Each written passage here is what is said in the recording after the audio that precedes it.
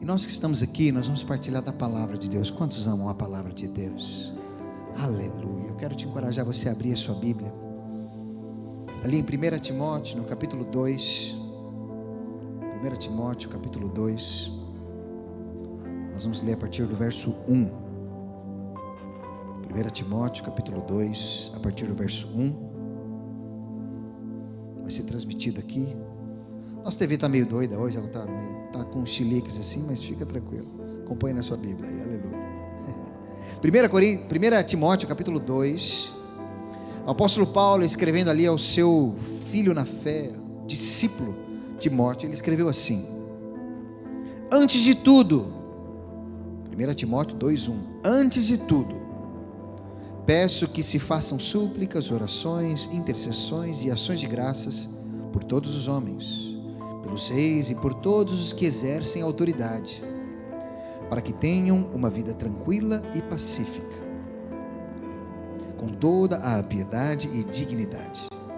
Isso é bom e agradável diante de Deus, o nosso Salvador, que deseja que todos os homens sejam salvos e cheguem ao conhecimento da verdade. Pois há um só Deus e um só mediador entre Deus e os homens, o homem Cristo Jesus, o qual entregou a si mesmo como resgate por todos. Esse foi o testemunho dado no seu devido tempo. Por isso, fui designado mensageiro e apóstolo. Digo a verdade, não minto. Deus me fez mestre da fé e da verdade aos gentios. Baixe sua cabeça, feche os teus olhos. Senhor Jesus, obrigado pela tua palavra, obrigado pela tua presença neste lugar, nessa manhã. E o que nós queremos neste lugar, nesta manhã, Senhor, é ouvir a tua voz. Senhor Jesus, as tuas palavras que são espírito e vida. Clamamos, Senhor, nessa manhã, abre, Senhor, os nossos ouvidos espirituais, para que possamos te ouvir. Abre, Senhor, os nossos olhos espirituais, para que possamos ver o Senhor neste lugar, nessa manhã, e não venhamos sair da mesma forma como chegamos, mas que a tua palavra possa nos lavar, nos transformar, nos avivar para o louvor da tua glória, em nome de Jesus. Amém. Eu quero só ler aqui de novo dentro desse texto que nós lemos. Ali o versículo 4 e 5 e até o 6 também. Quero que você acompanhe na sua Bíblia, onde o apóstolo Paulo ele fala e faz uma declaração poderosa. Ele diz assim: que deseja, falando de Deus, que todos os homens sejam salvos. Fala para quem está do seu lado: Deus deseja que todos os homens sejam salvos. Esse é o coração de Deus. E ele continua dizendo: e cheguem ao conhecimento da verdade. Versículo 5: pois há um só Deus e um só mediador entre Deus e os homens, o homem Cristo Jesus, o qual entregou a si mesmo como resgate por todos. Esse foi o testemunho dado no seu devido tempo. O apóstolo Paulo aqui para Timóteo faz uma declaração poderosa. Primeiro dizendo que é da vontade de Deus que todo homem seja salvo. A gente sabe que, infelizmente, nem todos serão. Isso é bíblico, está lá em Apocalipse. Infelizmente, muitos não receberão a mensagem de salvação de Jesus. Mas isso não isenta o fato que é da vontade de Deus que todos sejam salvos. Quantos entendem isso? Mas às vezes tem pessoas que nós vamos falar a respeito de Jesus, e não sei se você já teve essa experiência, de falar: olha, para com isso, não quero saber disso. O Pedro conta que já teve várias dessas experiências no carro, né, Pedro? Aí o Pedro já manda a pessoa: quer ir para o inferno? Então vai, pronto. Mas o fato é que tem pessoas que não querem ouvir a mensagem. E aqui o apóstolo Paulo ele está dizendo: olha, é da vontade de Deus que todos sejam salvos e conheçam a verdade. Deixa eu te fazer uma pergunta: quem é a verdade? Jesus. Ele disse: eu sou o caminho, eu sou a verdade e a vida. Fala para quem está do seu lado: Jesus é a verdade. Eu sei que às vezes, muitas vezes, quando nós vamos evangelizar algumas pessoas e falar de Jesus para elas, questiona: mas quem garante que o seu Jesus é a verdade? Como você pode ter certeza que Jesus é a verdade? Está escrito, e aleluia. Mas se tem uma coisa que nos faz ter certeza, é a fé. A Bíblia diz que a fé é a certeza das coisas que se esperam. Ou como a gente costuma dizer aquela frase: como é que você sabe? Eu não sei como é que eu sei, a única coisa que eu sei é que eu sei. E está definido assim, aleluia. Porque quando você conhece a verdade, a palavra diz: conhecereis a verdade vos libertará. É simples. Quando é que você sabe que é verdade? Quando você, ao conhecer essa verdade, te liberta e não te aprisiona. Você se torna uma pessoa livre. Um dia perguntaram para Moody o seguinte: vocês cristãos, vocês, depois que vocês se tornam cristãos, vocês não podem fazer um monte de coisa. Vocês não podem ficar bebendo até cair, vocês não podem fumar igual parecendo uma chaminé, vocês não podem fazer um monte de coisa, você não pode ir para a noitada. E Moody virou para ela: não, a senhora entendeu errado. Não é que eu não posso, muito pelo contrário, eu posso, porque eu me tornei livre, eu conheci a verdade me libertou. Hoje eu sou livre. A diferença é que eu não quero. Diferente da senhora que está presa e não consegue viver sem isso. Então, na verdade, o preso é a senhora e não eu. Então, a verdade nos liberta de coisas que nos aprisionam, e Jesus é essa verdade. Amém? Você crê nisso? Aleluia. Mas eu quero aqui relembrar algumas coisas que nós temos falado nessas semanas, porque tem sido assim mensagens contínuas. Na primeira semana nós compartilhamos algumas coisas que nos impedem de servir a Deus. Não sei quantos lembram, porque tem muitas pessoas às vezes que conhecem a mensagem de Jesus, já ouviram falar sobre Jesus, conhecem a história de Jesus morto na cruz, conhecem a história do filme do Paixão de Cristo. Muitos conhecem essa história, mas não seguem a Jesus. Muitas vezes por se achar indigno, muitas vezes por ter uma ideia errada e equivocada de Deus, algumas vezes por falta de disposição, é preguiça mesmo. Outros porque amam as coisas do mundo e por isso não servem a Deus. Muitos outros às vezes não servem ao Senhor por causa da família. Ele quer ter, entre aspas, paz em casa, então ele não vai servir a Deus porque o marido não deixa, ou a mulher não deixa. Ele prefere ficar em casa para não ter problema em casa. Outras vezes, às vezes, pessoas que não servem a Deus é porque tiveram más experiências do passado, porque um dia participou de uma igreja e lá na igreja tinha gente louca. E posso te dizer, na igreja tem gente louca também. A NASA diz que 4% da humanidade é maluca. Isso é, de cada 100 pessoas, 4 é doido. Eu acho que na igreja essa porcentagem é maior, mas isso é o meu achômetro. E às vezes, por causa das pessoas malucas, às vezes a pessoa está na igreja, tem uma experiência errada, e por causa disso, a igreja só tem maluco. Não, não é só tem maluco também. Tem maluco também. Outra coisa, às vezes, de pessoas que não servem a Deus é porque tiveram um ensinamento errado, ou simplesmente não tiveram ensinamento, e por causa disso não servem a Deus. Uma outra semana o Gabriel compartilhou a respeito de 4 afirmações que o Senhor Jesus falou, que nós declaramos aqui. Ele disse que Ele é o caminho. Ele não é um dos caminhos. Os ditados populares dizem aí: todos os caminhos levam a Deus. Não é verdade. Tem muita gente que está em caminhos que quando chegar lá no céu vai dar com a cara na porta, porque não tinha a chave para entrar, porque a chave é Jesus. Só Ele é o caminho.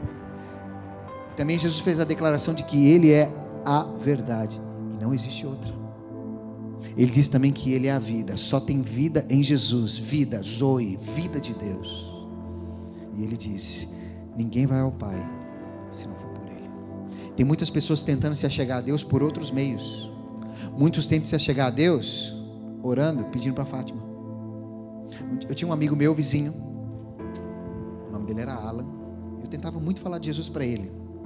E ele era de uma família muito católica, mas muito mesmo, ao ponto que a mãe dele era católica, extremamente praticante, e ela locutora de uma rádio católica. O negócio era forte.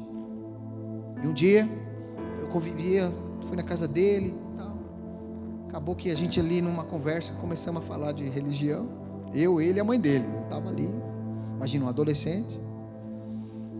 Eu perguntei: mas por que vocês, em vez de ir diretamente até Jesus, tem que passar por Maria? Aí ela tentou me explicar. Eu falei: não, porque assim, imagina só, se você for pedir algo para o filho, Ele pode te atender, pode não te atender, pode ser que atenda, mas não do jeito que você espera. Mas se você pedir para a mãe dele, ele vai atender tudo que a mãe pedir. Eu falei, essa é a lógica? Eu falei, quer dizer então que se Jesus não vai me atender porque Ele me ama, Ele vai me atender porque Ele ama a mãe dele? Eu falei, não, mas isso não tem lógica. Porque o texto que nós lemos aqui em 1 Timóteo fala que só existe um mediador entre Deus e os homens, não tem um segundo. Aí, rapaz, eu nunca mais fui naquela casa. E depois o menino falou para mim, minha mãe falou que não é mais para eu falar com você. Acontece. Porque muitas vezes foram ensinados errado. E quando nós vamos para a palavra de Deus, é um problema. Semana passada nós compartilhamos sobre aquelas pessoas que querem se tornar filhos de Deus, precisam crer em Jesus e receber Jesus na sua vida. Quando já recebeu Jesus na sua vida algum dia? Aleluia. Se você nunca recebeu Jesus na sua vida, hoje pode ser esse dia, em nome de Jesus. Mas hoje eu queria compartilhar algo que é sinais na nossa vida que mostram que só Jesus é o caminho. Porque deixa eu te dizer uma coisa, o Senhor, Ele não apenas enviou Jesus, tudo aponta para Jesus, tudo mostra que Jesus é o caminho. O Senhor coloca às vezes pessoas na nossa vida, o Senhor coloca circunstâncias na nossa vida, o Senhor coloca situações na nossa vida que mostram, só Jesus é o caminho. Para que a gente possa entender isso, eu queria contar assim uma breve história. Quantos conhecem a história do Titanic? Isso aí, todos já ouviram a história, todos já assistiram o filme. Alguém assistiu esse filme no cinema? Sinal que você é velho, aleluia. Isso, eu assisti também, Se você conhecer a história do filme Titanic, isso para nós ajuda a ilustrar uma coisa. Imagina que você está num navio. Tipo o Titanic, bem grandão. Porque a história diz que o Titanic era muito grande, não é? Apesar que hoje já tem navios maiores. Mas imagine que você estava no barco e você, por alguma ocasião, descobriu que o navio está com um buraco e está afundando. A história conta que muitas pessoas morreram afogadas no Titanic, porque quando disseram para ela que o navio estava afundando, não acreditaram, porque ele era tão grande que ninguém percebia, e quando percebeu era tarde demais. Mas imagine que você soubesse que esse navio estava afundando e você fala, o que você faria? Você avisaria? E muito mais, aí você sabia que o navio estava afundando, e mais, você sabe onde ficam os coletes salva-vida para todos. O que você faria? Quer saber? Eu vou pegar o meu aqui, ó. Será que era isso que você faria? Você fala, não, eu preciso avisar todos. Mas o navio é muito grande, as pessoas, assim como no Titanic, não percebiam que ele estava afundando. E as pessoas não acreditavam e falavam assim, não, você é maluco. Porque teve até a declaração que nem Deus afunda o Titanic. E por causa disso, na primeira viagem, ali se fala, assim se paga, pronto, já foi. Mas imagina, o que você faria? Peraí, eu sei que ele está afundando, e é verdade, eu sei onde estão todos os coletes, o que acontece? Não, eu preciso falar para todos, você já ia estar com o seu coletinho, falou, olha, o navio está afundando, pega o colete, e as pessoas, não, deixa eu te dizer uma coisa, esse mundo é um grande Titanic, ele está afundando, uma hora, vai ser tarde demais. Nós somos aqueles que sabemos que ele está afundando, porque está escrito que ele está afundando. Mas não só sabemos que ele está afundando, nós conhecemos o colete salva-vidas, que é Jesus. E só Ele, e se você tiver Ele, na hora que isso afundar, você vai ser salvo. Pergunta para quem está do seu lado, você tem o colete salva-vidas, que é Jesus?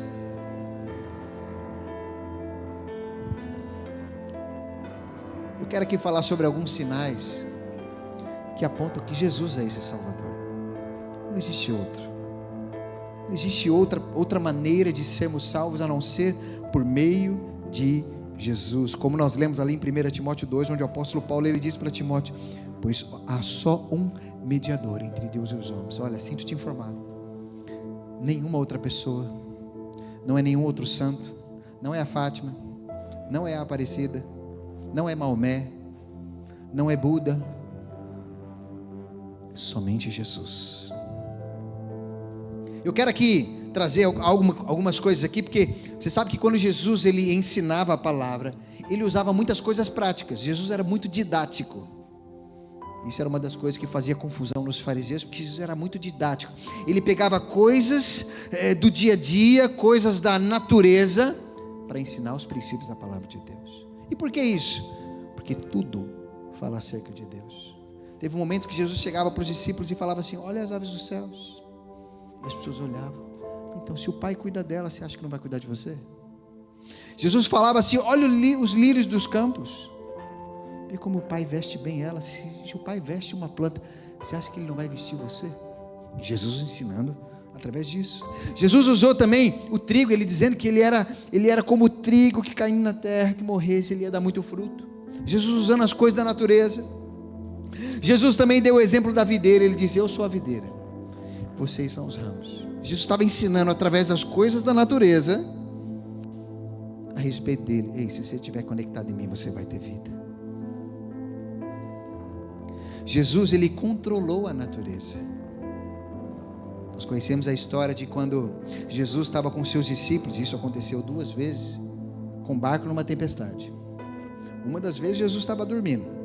O Gabriel, que é um pescador aí, já pegou umas tempestades, né? Disse que quase morreu, achou que ia morrer, né? Ele é corajoso, né? Ele achou que ia morrer. Esses pescadores, vou te falar. E a Bíblia conta de uma das vezes Jesus estava no barco, numa tempestade, dormindo. Gabriel, você consegue imaginar alguém numa tempestade, num barquinho dormindo? Só Jesus mesmo, irmão. Só Jesus. Ao ponto dos discípulos acordarem. Falaram assim: acorda, você não está se importando não, a gente vai morrer aqui. E Jesus vai e acalma a tempestade. Ao ponto dos discípulos ficar de boca aberta. Ui, quem é este que até o mar e o vento lhes obedecem? Porque Ele é o Senhor. Me fala outro que fez isso. A palavra também fala também que Jesus teve um momento que Ele secou uma figueira. Ele chegou na figueira, não tinha fruto. Também você nunca mais vai dar fruto. E a figueira secou. Uma outra coisa que Jesus fez que foi maravilhoso: Ele transformou água em vinho. Uma vez eu ouvi de um português que disse assim: quem teve a ideia idiota de matar um homem que transforma água em vinho? É maluquice uma coisa dessa? Só Jesus fez isso. E tudo isso aponta para que toda a natureza se volta para Ele, dizendo: Ele é o Senhor, Ele pode fazer isso. Eu quero ler um texto, quero que você acompanhe aí na sua Bíblia. Romanos capítulo 1, versículo 18, nós vamos ler. Uma outra coisa também que mostra muito a respeito de Deus, e geralmente quando uma pessoa fala para mim que não acredita em Deus: porque eu só acredito nas coisas que eu vejo. Aí eu digo: então você não acredita no vento. Não, mas o vento eu vejo. Não, o vento você não vê. Você pode ouvir o vento, você pode ver o que ele faz, você pode senti-lo, mas ver você não vê. A mesma forma é Deus. Você pode não vê-lo, mas você pode senti-lo, você pode ouvi-lo, você pode ver o que Ele faz. Assim é Deus. Quantos estão entendendo? Mas olha só o que o apóstolo Paulo ele escreve aqui em Romanos, no capítulo 1. Nós vamos ler aqui a partir do verso 18, que diz assim: portanto, a ira de Deus é revelada dos céus contra toda impiedade e injustiça dos homens, que suprimem a verdade pela injustiça. Pois o que de Deus se pode conhecer é revelado entre eles, porque Deus lhe revelou. Pois desde a criação do mundo, os atributos invisíveis de Deus, o seu eterno poder e sua natureza divina, têm sido vistos claramente, sendo compreendido por meio das coisas criadas, de forma que tais homens são indesculpáveis. Ele está dizendo: ei, Deus se mostrou em tudo aquilo que foi criado, por isso os homens são indesculpáveis. Você quer conhecer Jesus, irmão? Vai lá para a natureza. Uma vez eu ouvi de um pastor americano. Ele foi para São Paulo. Quantos aqui já foram em São Paulo? Meus pêsames, é uma cidade muito complicada. É muito complicado ali, eu não gosto, porque é muita muvuca, é muito barulho, é muita gente, é muita poluição. E esse pastor americano foi para São Paulo, foi lá ministrar numa igreja e perguntaram para ele: ei, o que o senhor achou de São Paulo? Ele disse assim: é uma cidade muito barulhenta e difícil de ouvir a Deus. É interessante, porque você quer ouvir a Deus, irmão? Vai para um lugar solitário, vai lá para o meio das árvores, para o campo, pega um violãozinho, fica lá na beira do mar, e através da natureza, daquilo que o Senhor criou, que expressa a vida e a realidade dele, você vai conhecer o Senhor. Quantos estão entendendo? Aleluia. Mas ele continua dizendo aqui, verso 21, porque tendo conhecido a Deus, não o glorificaram como Deus, nem lhes renderam graças, pelo contrário, os seus pensamentos tornaram-se fúteis, e o coração insensato deles se obscureceu. Embora eles afirmem ser sábios, tornaram-se tolos, e trocaram a glória de Deus, do Deus imortal, por imagens feitas à semelhança do homem mortal, bem como de aves, quadrúpedes e répteis. O apóstolo Paulo dizendo: ei, Deus, em toda a sua criação, Ele se expressa ao ponto que o homem se torna indesculpável, porque em tudo podemos ver o Senhor Jesus. Você pode ver o vento e falar: Jesus, assim como o vento eu não vejo, mas eu sinto. Eu posso não te ver, mas eu sei que o Senhor está aqui, porque eu sinto. Assim como o sol ilumina o meu caminho, Senhor Jesus, Tu és a luz do mundo que ilumina o meu caminho. Tudo aponta para Jesus. Você crê nisso? Fala para a pessoa que está do seu lado: tudo na criação aponta para Jesus. E só Ele é o caminho, Ele é a verdade. Eu quero mostrar algo aqui, que isso eu falei a questão da natureza, mas deixa eu dizer uma coisa: até a biologia aponta para Jesus. Fica no jeito aí que eu vou pedir para você pôr aquela imagem lá, mas segura a ponta aí. Quantos já ouviram falar da laminina? Laminina, não é uma menina, é porque laminina não é uma menina. Laminina, ela é uma glicoproteína. Não sei se tem algum médico aqui, algum biólogo, mas ela é muito interessante. Eu quero ler só para você entender o que significa isso. Depois eu vou te mostrar quem ela é. A laminina é da família das glicoproteínas, que desempenha um papel crucial no desenvolvimento embrionário, diferenciação celular e migração em adesão celular. Isso é, ele pega as células e gruda elas, colocando elas no devido lugar delas. É um componente importante da matriz extracelular e da lâmina basal. Irmão, se nós não tivéssemos a laminina na nossa vida, todas as nossas células vão estar tudo bagunçado e tudo fora do lugar. Ela é responsável por fazer como se fosse uma cola e colar as células tudo um no lugar do outro. Agora eu quero mostrar para você qual que é a representação gráfica da laminina na biologia. Coloca aí ela.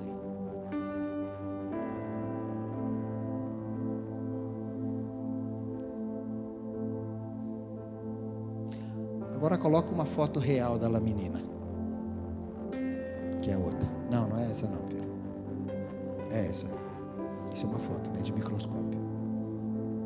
Até a biologia mostra que aquilo que nós precisamos é de Jesus na nossa vida para que as coisas estejam no lugar. Quantos entendem isso?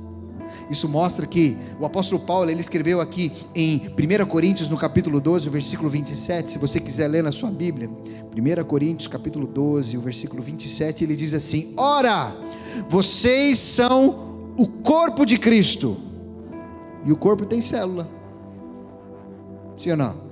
Por isso que a gente chama de células nas nossas reuniões, porque nós somos o corpo de Cristo. Só que para a célula estar no devido lugar, exercendo a função dela, ela precisa da laminina, dessa proteína, que coloca tudo no lugar. Meu irmão, olha aqui para mim, só Jesus coloca tudo no lugar. Você pode falar isso para a pessoa que está do seu lado: só Jesus coloca tudo no lugar. Talvez você chegou aqui, a sua vida está uma bagunça, sua família está uma bagunça, os seus filhos estão uma bagunça, o seu marido está uma bagunça, sua mulher também pode estar uma bagunça também. Só Jesus pode colocar tudo no lugar, irmão. Ele é a proteína espiritual, que quando ele entra, Ele arruma tudo e coloca tudo no lugar na nossa vida e nos tornamos corpo de Cristo. Amém? Uma outra coisa, isso você vê como até a biologia aponta para Jesus, mas eu quero mostrar outra coisa, porque abra sua Bíblia ali no Salmo 19, eu quero ler aqui o versículo 1, Salmo 19, o verso 1.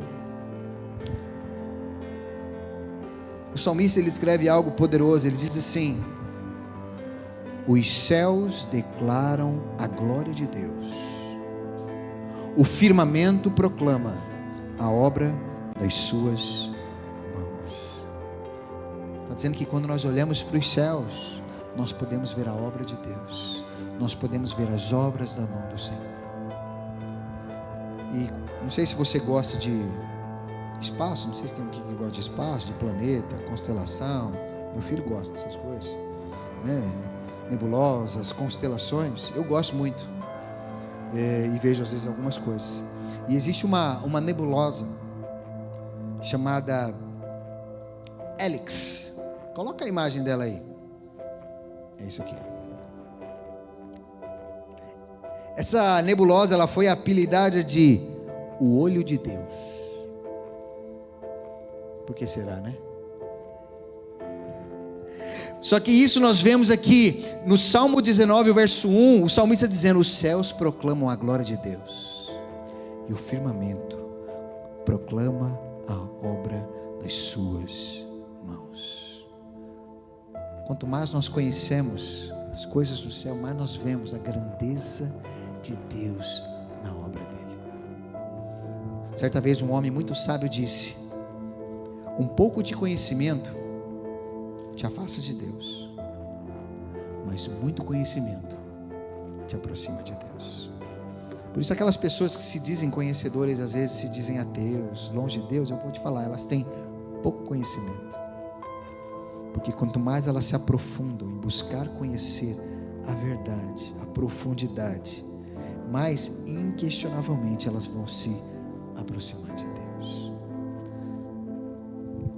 Sabe, deixa eu te dizer algo, isso tudo aponta para o Senhor, isso tudo aponta para a obra de Jesus, isso tudo aponta para a grandiosidade de Deus, que nós precisamos de Jesus na nossa vida.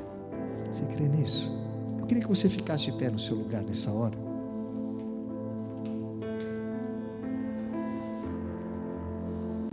Vou chamar aqui o pessoal do louvor, podem tocar aquela música, a música do lamento. Eu queria que você, se você puder, pegasse uma pessoa aí do seu lado, você pudesse dar a mão para ela. Eu queria que nós tivéssemos um momento de orarmos aqui uns pelos outros. Talvez você entrou aqui nessa manhã e você nunca teve a oportunidade de entregar sua vida para Jesus. Sabe, Ele é o único mediador entre Deus e os homens, como nós lemos.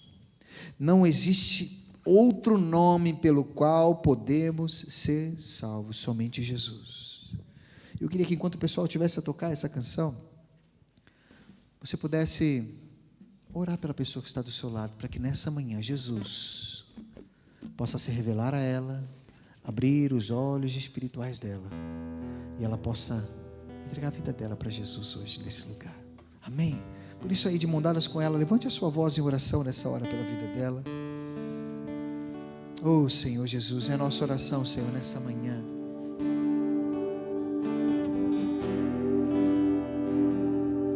Jesus, Tu és a razão de nós estarmos aqui.